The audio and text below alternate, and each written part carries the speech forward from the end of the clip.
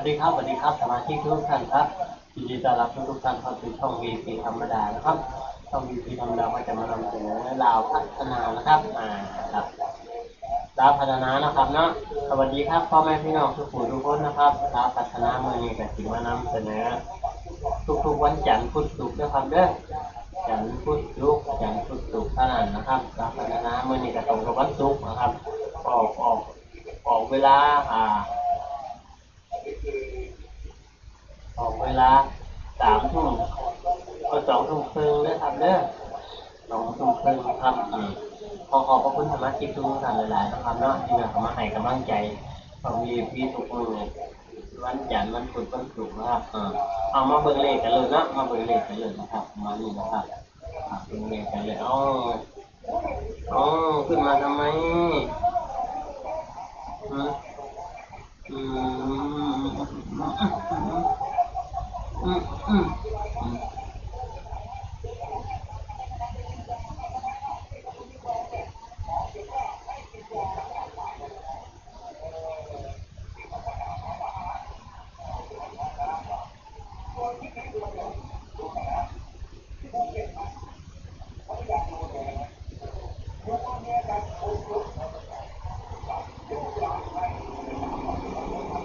เดี๋ยวเห็นว่าครับเลขอ่ะ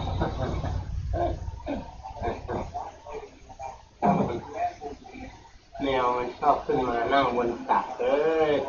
อืมจะอยู่ที่อื่นก็ได้นะอยู่ที่อื่นนะอืมมองเห็นเลขว่าล่ะ3 กับ 4นะครับเด้อ3 กับ 4 30 3140 41 39 49นะครับเด้อเป็นชุดวินกับ78 90178 901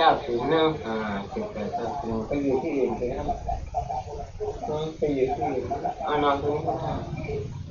นอนวันนี้แต่อย่ากระดูกกระดิกแรงนะปึ๊บนอนหลับเลยอันนี้ไม่ฟื้นเลยยิ่งดีอ่ะ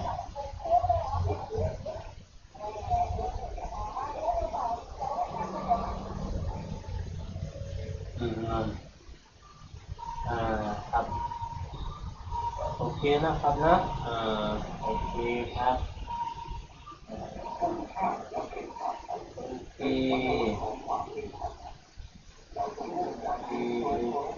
เอา